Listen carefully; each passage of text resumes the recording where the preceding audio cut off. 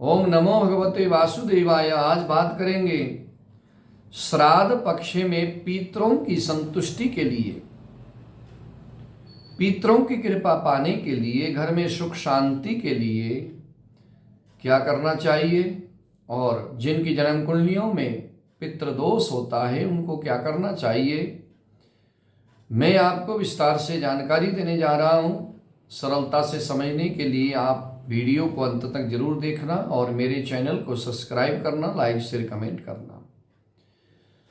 श्राद्ध पक्ष जो होता है, आश्विन मास कृष्ण पक्ष जो होता है वो श्राद्ध पक्ष होता है। 16 श्राद्ध होते हैं इसमें। 16 तिथियां पूर्णमासी भाद्रपद पूर्णमासी से लेकर आश्विन अमावस्या तक ये जो है श्राद्धों के दिन होते हैं। श्राद्ध तिथि जिसमें अपने पूर्वजों के लिए श्रद्धा दिखाने का दिन होता है। अपने माता पिता, अपने पूर्वज, उनकी जो मृत्यु तिथि है उस तिथि में ब्राह्मण भोजन कराना, गरीबों को भोजन, गौ को घास, गौ को रोटी इत्यादि देना, ब्राह्मण को दक्षिणा सहित भोजन करा करके संतुष्टि करना, ये जो है अपने पितरों के प्रति श्रद्धा दिखाने का दिन होता है कि पितरों के निमित्त आप दान करके उनके लिए अपना समर्पण, अपनी श्रद्धा दिखाएं। तो ये जो 16 श्राद्ध होते हैं, आप अपने पितरों की जो तिथि होती है, पूर्वजों की तिथि अगर आपको नहीं पता है तो आप अमावस्या के दिन कर सकते हैं।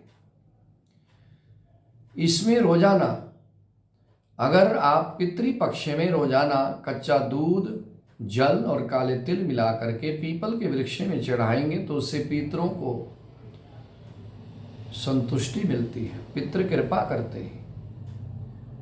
रोजाना गाय को चारा खिलाएं, रोटी खिलाएं। और इसमें विधि है कि आप तर्पण भी कर सकते हैं, पिंडदान करने का भी विधान है।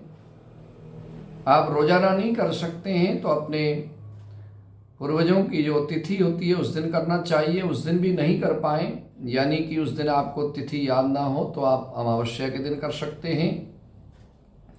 तर्पण, पिंडदान इत्यादि का विधान आपको नहीं पता है या आप नहीं करते हैं तो आप केवल रोजाना जल की गड़बी भर के उसमें दूध डालकर काले तिल मिला करके पीपल के वृक्ष में जाकर दक्षिण की तरफ मुख करके पीपल के वृक्ष में वो चढ़ा दें और गाय को 2 रोटी उसके ऊपर गुड़ रख करके रोजाना गाय को दें, तो इससे आपके पितर प्रसन्न रहेंगे।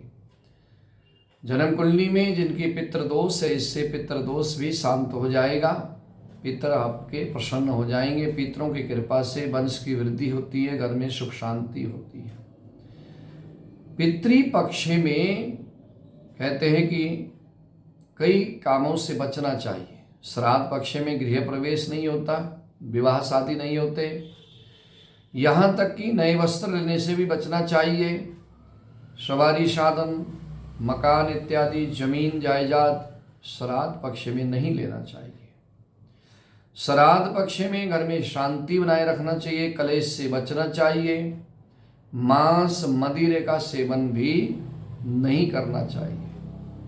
किसी से वाद विवाद ना करें, झगड़ा ना करें, कलेश ना करें, घर में शांति रखें।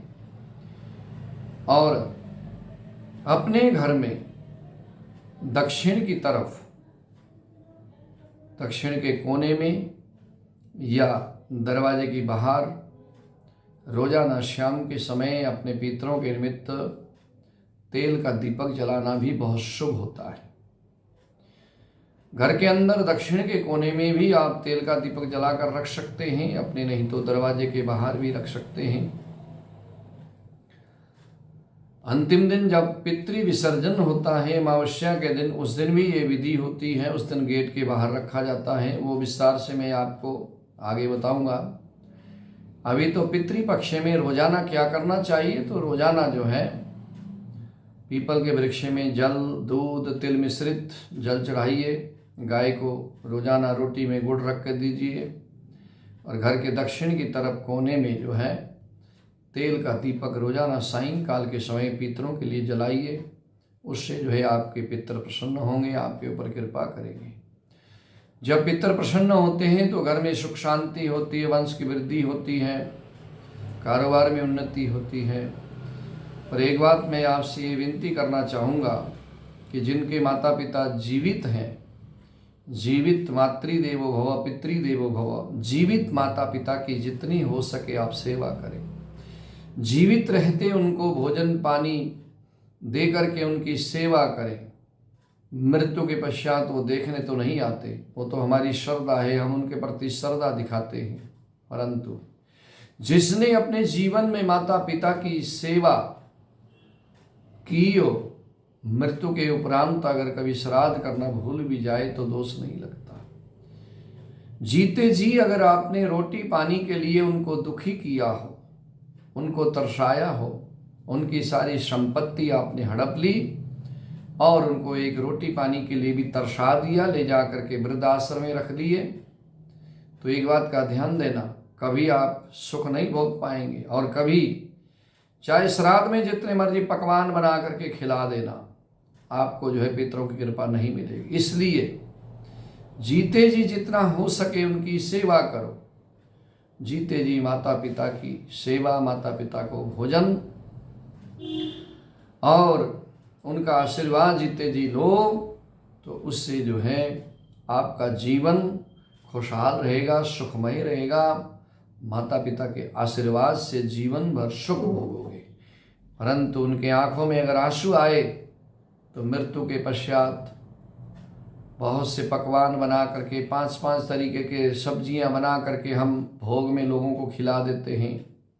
जीते जी उनको रोटी नहीं देते, दिखावा करते हैं। बाद में श्राद्ध में नाना प्रकार के जो है भोजन पकवान बनाकर खिला देते हैं, उससे कुछ नहीं होता। इसलिए जीते जी अगर नहीं किया तो मरने के बाद कुछ नहीं होता। जीते जी जिसने खिलाया है, जीते जी जिसने सेवा किया है, मरने के बाद अगर वो करता है तो उसके जो है दिन दुनी रात चौगुनी जीवन में तरक्की भी होती है और वो सुखी भी रहता है। जय श्री कृष्ण।